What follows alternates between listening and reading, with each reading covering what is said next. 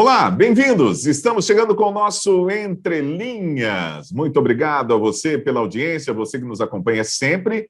Você já sabe, nosso programa Entre Linhas traz aqui para você as principais informações do dia para a discussão dos nossos debatedores, dos nossos comentaristas convidados. Aquilo que está nos bastidores, nas entrelinhas da notícia, serão discutidos aqui por Adolfo Padilha, Divaldo Ceresini e também Aline Scarelli, que já estão conosco para discutir os assuntos. Então, a gente começa com o primeiro assunto de hoje. Olha só, deputados batem boca em reunião. Pois é, ontem, segunda-feira, o ministro do Meio Ambiente, Ricardo Salles, compareceu a uma reunião conjunta das comissões de Meio Ambiente e Desenvolvimento Sustentável e Viação e Transporte. A sessão foi presidida pela deputada Carla Zambelli e foi palco de um bate-boca entre deputados de oposição e o ministro. Durante a discussão, foi possível ouvir um dos parlamentares chamando o ministro de moleque, ainda que não seja possível identificar de qual parlamentar veio o xingamento. Após ouvir as críticas dos deputados Rodrigo Agostinho, do PSB de São Paulo, e Paulo Guedes, do PT da Bahia, homônimo do ministro da Fazenda, Salles atacou os parlamentares dizendo que Agostinho é ambientalista de palanque e que o bom Paulo Guedes é o que está no governo. Vamos lá, comentando essa notícia, a gente começa com Divaldo Ceresini. Bem-vindo, Divaldo. Olá, muito obrigado. Sempre muito bom estar aqui. Agradecer a todos pela audiência que temos tido, que sempre temos tido um feedback bem interessante, viu, Eudes? Olha, em relação a esse episódio, ele é mais um episódio que demonstra o nível de representantes que nós escolhemos para estar lá no Congresso Nacional e no governo em geral, né? Não só no governo federal. É gente muito mais preocupada em bater boca, em querer demonstrar que tem razão, do que cumprir a sua função. O ministro estava lá para prestar esclarecimentos a respeito da atuação do ministério que ele lidera. E essa prestação de contas, ela é dever de todos aqueles que ocupam um cargo público. Infelizmente, nós tivemos deputados que estavam lá preocupados em achincalhar o ministro, que dá sim motivo para ser achincalhado. Ele tem um excelente conhecimento. Porém, como nós já dissemos anteriormente, ele também tem uma grande preocupação em lacrar. E aí juntou quem gosta de lacrar, muita gente que gosta de lacrar numa sala só, e deu no que deu, né?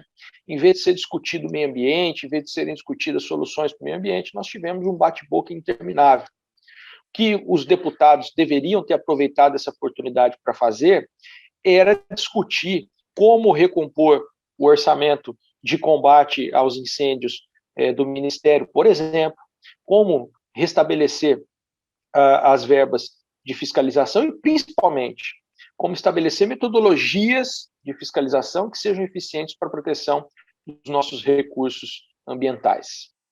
Muito bem, comentando a reunião ontem do Salles com os deputados, agora Adolfo Padilha. Seja bem-vindo, Adolfo. Como é que você viu a reunião e as discussões ontem? É difícil você debater quando você... Veja bem, existe uma teoria que diz o seguinte: quando você não tem argumento, você começa a atacar a pessoa. E é isso que o pessoal da esquerda faz. Eles não querem debater, eles querem tumultuar. Óbvio, todo mundo sabe que nós estamos passando pela pandemia, todo mundo está tendo problema de orçamento. E o Brasil não é uma nação em incêndio, que nem o pessoal da esquerda gosta de pregar. Antes de tudo, nós temos que lembrar aqui que o Brasil tem mais de 80% das matas preservadas. De novo, eu vou falar isso, que o Brasil representa 1,6% do gás que vai para a atmosfera. Os maiores poluentes são os maiores da nação. Só que aqui nós temos os maiores ateadores de fogo do mundo, que são esse pessoal da esquerda. Veja bem, discutir com Paulo Guedes, deputado do PT, esse cara foi investigado por fazer parte da máfia do combustível. Tabata Amaral, como é que você consegue discutir com Tabata Amaral? Primeira coisa que ela fez como deputada foi contratar um namorado e pagar 20 mil por mês. E ainda foi querer explicar por que isso, né? Então, quer dizer, Ivan Valente, me fale uma coisa que o Ivan Valente defendeu que é de interesse da maioria da sociedade. Então, Divaldo, é difícil debater com esse pessoal. Eles querem agredir, eles querem ofender, E é isso que eles fazem, para sair do debate, como você disse, que era o necessário e o certo, de falar sobre o meio ambiente, das condições, o que tem que fazer para melhorar. Eles só querem botar fogo, então fica complicado. Muito bem, vamos lá. Aline Scarelli, como é que você viu essa notícia aí do bate-boca lá na Câmara dos Deputados? Seja bem-vinda. Bom dia a todos que nos acompanham aqui no programa. Obrigada aí pelo bate-papo, pela troca. O que foi dito lá para o Ricardo Salles não passou de ser a pura verdade, né? Porque ele demonstrou, inclusive, no decorrer da discussão, que ele era um moleque, porque ele fez esse joguinho também. Então, ele deveria ter aquela questão de se colocar positivamente para defender o tal do orçamento, que foi o menor nos últimos 20 anos, isso ele não fez, né? Então, ele demonstrou que ele é isso mesmo, moleque. E outra, como demonstrar numa discussão que ela é pública, que deveria, sim, ser motivo de seriedade, se temos hoje uma legislação que ela desautorizou 721 medidas de proteção e combate a desmatamento, né? Outra coisa, gente, no meio da pandemia foi liberado mais de 100 tipos de agrotóxicos, defensivos agrícolas, então, assim, ele não consegue fazer a defesa porque ele não se sustenta, porque ele está lá para fazer o serviço do agronegócio, ele não está ali para defender o meio ambiente, né? Então, como é possível defender o fim, por exemplo, da expropriação da propriedade, se são propriedades que flagrou, gente, trabalhos análogos ao trabalho escravo, e quem fez isso foi o presidente da República e a equipe do meio ambiente. Então, qual que é a realidade que a gente tem que dizer aqui? Que nos últimos anos, são 21 anos, que hoje há uma parca investimento no meio ambiente. E ele consegue fazer a defesa? Não, porque ele está intimamente ligado a desvios, né, e também a pouca investigação com relação à apreensão de madeira no passado. Então, moleque. Muito bem, vamos lá. Divaldo Cerezini pediu a palavra. Divaldo, com você aí, 30 segundos. É justamente isso que eu falo, né? Em vez da gente discutir as soluções para os problemas que nós temos, fica esse tipo de discussão, chamando de moleque, e aí sabe que o ministro é estourado e que já tem essa propensão a entrar em discussão, né? E se rebaixar aqueles que só querem bater boca, e vira esse bate-boca que não constrói nada para o Brasil. Nós precisamos, na hora de escolher os nossos representantes, lembrar disso daí. Em vez de ficar aplaudindo qualquer um que sobe num palanque para falar bobeira, para ficar xingando o governador de carcinha apertada, que não vai mudar nada na história do nosso país, chamar o governador de carcinha apertada, né? E escolher gente que realmente tenha conteúdo e capacidade de construir as soluções para os problemas que nós temos. Adolfo Padilha também pediu a palavra. Até bandido mensaleiro agora vira herói quando fala carça apertada, Globo lixo, vira herói agora, bandido condenado. Muito bem, vamos lá. Adolfo Padilha, 30 segundos para você. É exatamente isso. A linha, eu acho que é um pouco de inabilidade. Eu acho que quem teria que ter mais habilidade são realmente os ministros do Bolsonaro, avaliando pelo contraverso, entendeu? Por quê? Porque a provocação é clara, eles não têm argumento para discutir. Veja bem, na fala aí foi dito 5 vezes moleque, mas não explicou nada, não falou nada. Então, quer dizer, e os ministros caem nessa armadilha. Sabe que o pessoal vai lá para botar fogo, entendeu? Se vai para botar fogo, não dá trela, porque é o que eles querem. A manchete é deputado chama o ministro de moleque. Nunca vai ser ministro tem que aguentar deputado corrupto questioná-lo. Nunca vai ser isso, né? Então, quer dizer, eu acho que nesse sentido é o que a gente tem que defender aqui. Concordo com o Divaldo plenamente sobre isso. Ter mais qualidade na discussão e não entrar nas provocações, que é só o que eles sabem fazer, provocar e queimar pneu. Muito bem, olha, a segunda notícia desse primeiro bloco, o Ministério Público Federal deu um parecer à Justiça em que afirma que existem risco aos jornalistas que cobrem o presidente Jair Bolsonaro, agora sem partido, no Palácio da Alvorada, residência oficial da Presidência da República. O documento assinado na semana passada e obtido pelo Universo Online ontem, segunda-feira, pede que providências sejam tomadas a partir de uma análise técnica da Secretaria do Trabalho do Ministério da Economia. O parecer afirma que há indícios de que providências adotadas no local não estão sendo suficientes para garantir a segurança dos jornalistas e profissionais de imprensa. Vamos lá, comentando o assunto, Adolfo Padilha. A base que é suspeita, né? ONGs e sindicatos, pronto, já queimou a largada. ONGs e sindicato. Eu sou jornalista e esse sindicato não me representa.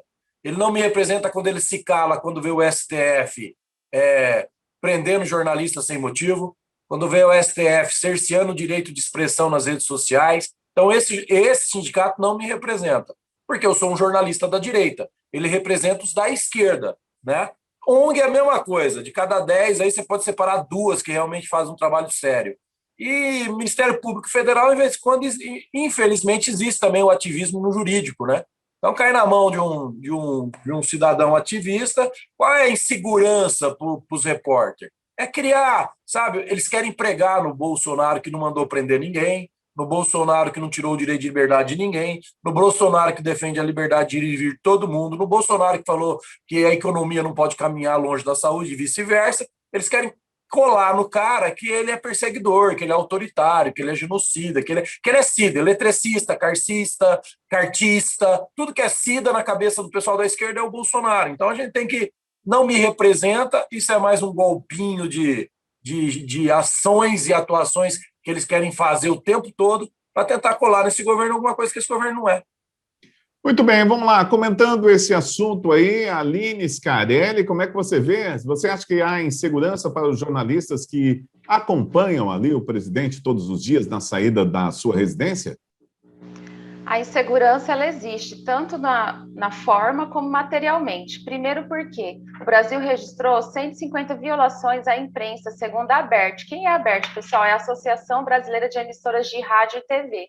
Além dessa questão de ataques, né, e são ataques explícitos, expressos, com relação à segurança, é porque todo mundo já viu, né? O presidente sai ali na frente para conversar com os apoiadores, os jornalistas estão ali, a imprensa, todas elas, e muitas vezes eles recebem muita hostilidade dos seus próprios apoiadores, porque são muitos zumbis, né?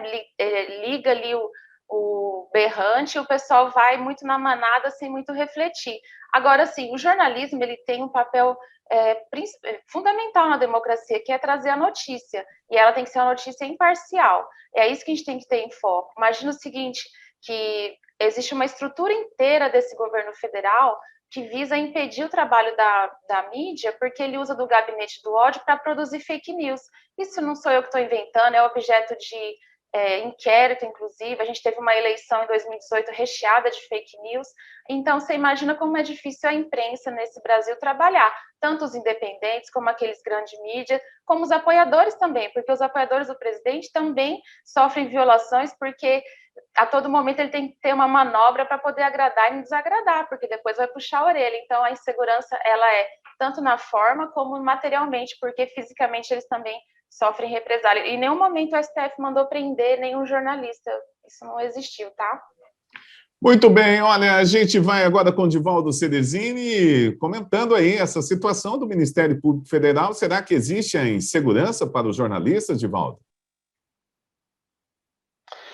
Olha, aquele ambiente ali, especialmente nesse momento que a gente vive, mais de um ano de pandemia, ele é um ambiente que oferece risco, sim. Ele é um ambiente informal no qual o presidente procura se aproximar dos seus eleitores, daqueles que apoiam o seu governo e, principalmente, que apoiam a pessoa do presidente de maneira incondicional. E essa proximidade, esse cercadinho que é feito ali para que ele chegue, ele é fundamental para que o presidente consiga essa proximidade com o público. Então, por isso que ele adotou essa prática de diariamente estar ali. Diferente de todos os presidentes que eu tenho notícia anteriormente, salvo o Collor também tinha algumas atitudes semelhantes a essa. Então, esse cercadinho ali, ele é fundamental para o presidente manter essa proximidade com aqueles que o apoiam. E os jornalistas acabaram por se interessar por esse momento, e esse momento, inclusive, já pautou muito o governo do presidente por algumas besteiras que ele andou falando lá, e os jornalistas acabaram por adorar isso daí. Agora é evidente que é um ambiente que não oferece segurança para ninguém, nem para o próprio presidente esse ambiente oferece segurança, tá? Essa é uma questão. A segunda questão, que é em relação ao exercício da profissão, também não é novidade para ninguém. O presidente, tal qual anteriores, não gosta do trabalho da imprensa que cutuca, né? Tem as suas argumentações lá. De fato, a imprensa cutuca, às vezes, mais do que a medida, não só ele, também fazia isso com anteriores. Ele prefere aqueles que vão lá para escrever notícias que ele gostaria de divulgar, né? Tal qual presidentes anteriores também. Então, só que ao contrário de outros presidentes, ele é mais incisivo em comunicar esse descontentamento. Muito bem, vamos lá. Agora a réplica pelo Adolfo Padilha, que pediu a palavra. Adolfo, é com você. A gente tem que ter responsabilidade na informação. Como que não mandou prender? Dia 18 de dezembro de 2020, o ministro Moraes mandou prender o jornalista Oswaldo Eustáquio. Como não mandou prender? E é uma mania de falar de berrante, né? Gosta de falar de berrante, ofendendo todo mundo, como berrante agora é pai de família, quem quer ver bandido preso, né? Então não me dá o direito também de dizer que quem acredita na esquerda é mula, né? Que é uma mistura de um híbrido de um animal com outro animal que acaba sendo a mula. E a mula é o quê? Além de muito forte e resistente, ela é mais burrinha, ela obedece mais. Então, é umas ofensas que não tem o porquê. E o STF mandou prender, sim, o jornalista Eustáquio no dia 18 de dezembro de 2020. Ok, a Aline Scarelli pediu a palavra. Vamos lá, Aline, com você. Então, é para os ouvintes que eu digo que realmente essa questão da mídia ela é muito preocupante, porque assim, a partir de fake news que existe o desvirtuamento dos fatos que são reais. No caso do jornalista, pseudo-jornalista que foi preso, é justamente porque ele divulgou fake news e foi um desrespeito à ordem judicial.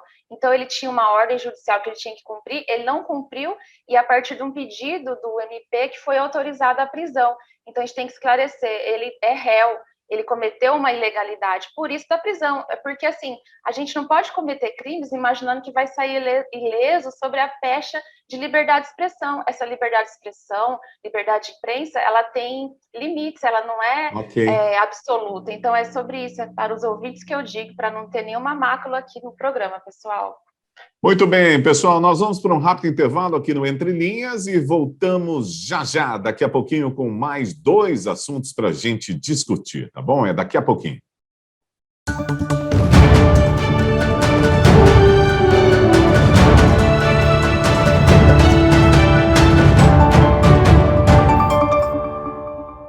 Olá, já estamos de volta. Esse é o nosso Entre Linhas, trazendo as principais informações do dia de hoje para os comentários de Aline Scarelli, Divaldo Ceresini e Adolfo Padilha. Desde já, quero agradecer a imensa audiência por todo esse Brasil, todo mundo que nos acompanha. Tem sido muito bacana fazer esse programa e também receber os comentários de todos os tipos, né? Bom, vamos lá. O próximo assunto é o Senado Federal aprovou no dia 29 de abril a quebra de patente de vacinas contra a Covid-19. Por 55 votos a 19, os parlamentares deram um aval para a licença compulsória dos compostos farmacêuticos. No entanto, antes da sanção presidencial, o texto, que sofreu alterações, devem passar pela análise e votação da Câmara dos Deputados, onde pode ter resistência. Na avaliação do deputado federal Marcelo Ramos, a proposta é um equívoco, que pode trazer sérias consequências para a vacinação no Brasil.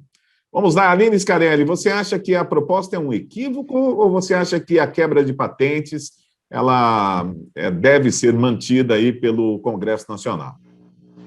Olha, é uma decisão muito difícil para o gestor, para quem tem que ter a decisão com relação a isso, porque assim, eu penso que nesse momento a gente não pode ter rompimentos com país nenhum. Por quê? Porque, gente, olha só, vou ler aqui. O Brasil tem uma dependência de insumos de aproximadamente 40%, tanto da China como da Índia. Se essa quebra de patente ela pode romper, então eu acho que tem que ter uma discussão melhor, tem que ser mais aprofundada. É decisão difícil. De outro lado, a quebra de patente ela remonta uma maior liberdade também de diminuição de despesa, de custos, né? Já aconteceu só uma vez isso no Brasil. E outra coisa, quando esse interesse público é declarado pelo Poder Executivo, aí a quebra da patente ocorre e esse produto é licenciado. Então, é uma decisão difícil, então ela não pode ter pressa, visto que começou essa discussão, se não me engano, no começo do mês de abril. Então, assim, é para atender um interesse público maior? Sim, mas vai ferir as relações diplomáticas? Também, né? Visto que o ano passado a gente tinha o chanceler lá que pouco conseguiu conduzir os diálogos, e agora que o Brasil começa a caminhar com relação a isso, aí vem esse outro entrave. Então, essa concessão, ela tem um prazo também, né? Então, é uma discussão muito técnica. Então, na minha opinião, é decisão difícil na mão do gestor e, por isso, necessita de mais diálogo.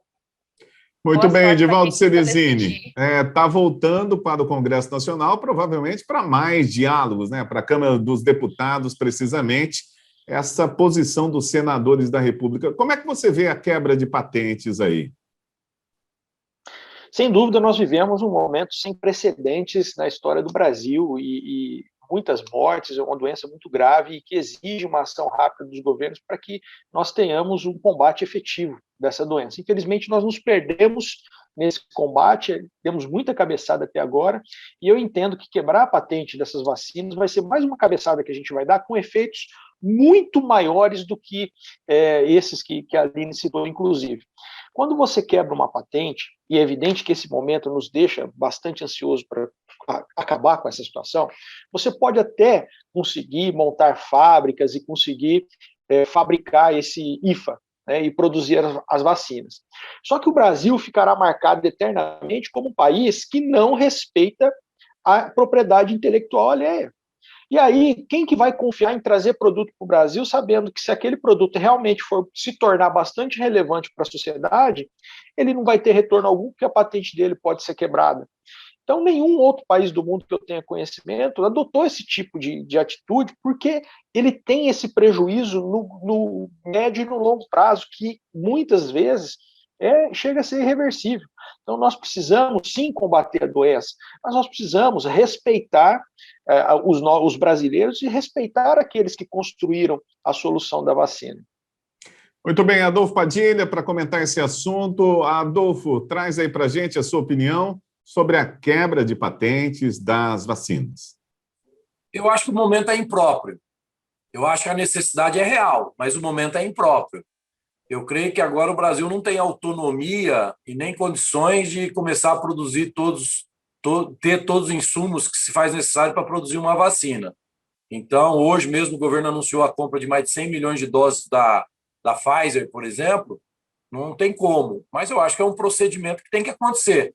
O Brasil tem condições para isso, foi investido muito dinheiro naquela fábrica nova que o governo federal fez, vai ser uma das maiores do mundo em produção de vacina. Tem o próprio Butantan, que virou a estrela do governador, que antes era totalmente desprezado, mas agora virou a estrela, é o lado bom da história, que também tem condição e técnicos para isso, mas o momento é totalmente inoportuno, porque não adianta nada a gente ter a patente e não ter como produzir. E no momento de pandemia agora, são coisas que não tem um porquê acontecer. É mais ou menos como a CPI do circo.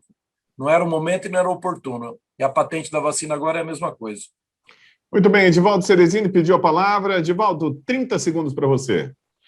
É só para a gente não deixar dúvida para ninguém, né? A quebra de patente não é o Brasil construir uma nova forma de vacina, é o Brasil ir lá e roubar a forma de vacina que foi construída por outro. Tá? Isso, na minha opinião, não deve ser feito jamais. Nós devemos sim construir a nossa, tá? Mas se formos utilizar a dos demais, temos que pagar por isso. Muito bem, vamos lá para o nosso último assunto de hoje, eleições 2022, as eleições presidenciais já começaram aquelas pesquisas, né? O presidente Jair Bolsonaro está liderando em todos os cenários do primeiro turno para as eleições presidenciais em 2022.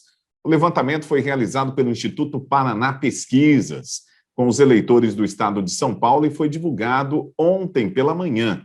Na projeção para o primeiro pleito, no primeiro turno, o Instituto apresentou duas projeções distintas. De acordo com a pesquisa, Bolsonaro enfrentaria um opositor petista no segundo turno em ambos os cenários. Entre os nomes apresentados estão do ex-presidente Luiz Inácio Lula da Silva, do ex-ministro Sérgio Moro, do governador de São Paulo, João Dória, de Ciro Gomes, do apresentador Luciano Huck, de João Amoedo e Rodrigo Pacheco, novo presidente do Senado, além de Fernando Haddad. Vamos lá, para comentar essa pesquisa que saiu ontem, a gente começa com Divaldo Ceresini. Divaldo, como é que você viu aí? Parece que o presidente ainda continua bem com o eleitorado. Pois é, ouvintes, eu fico perguntando a quem interessa esse tipo de coisa. Primeiro, né, nós vimos nessas últimas eleições que essas pesquisas divulgadas elas não têm efeito, elas não têm precisão alguma. A pesquisa, eu sempre vou dizer, ela só interessa a quem a encomenda. Só essa pessoa tem condição de fazer alguma avaliação do interesse que tem nela. Tá? É só isso.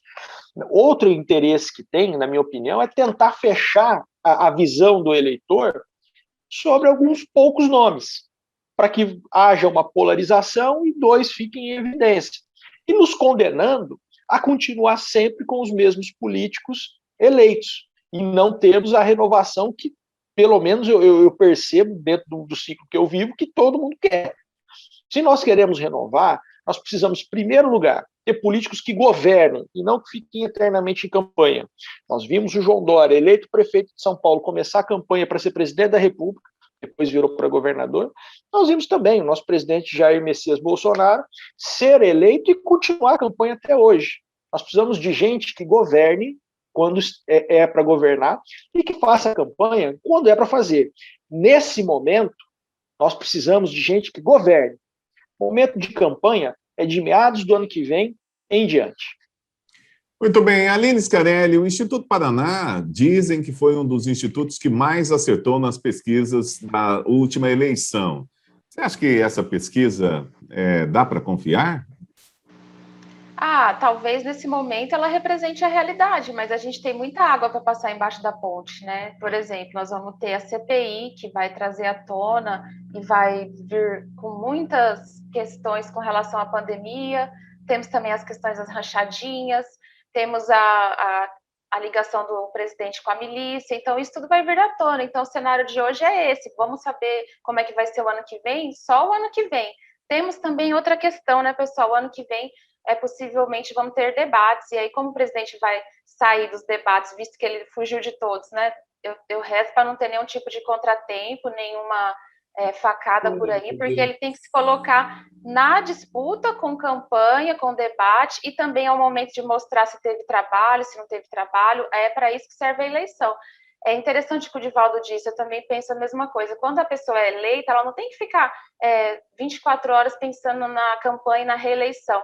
Ela tem que governar para todos. E o discurso do presidente foi governar para os dele. Ele não é um estadista que ele se coloca para governar para todos. Quando ele fala que é para a família, não é para a família, é para a família dele, não é para a sua, para a minha, para todos da nação. Então, a gente tem muita coisa para discutir.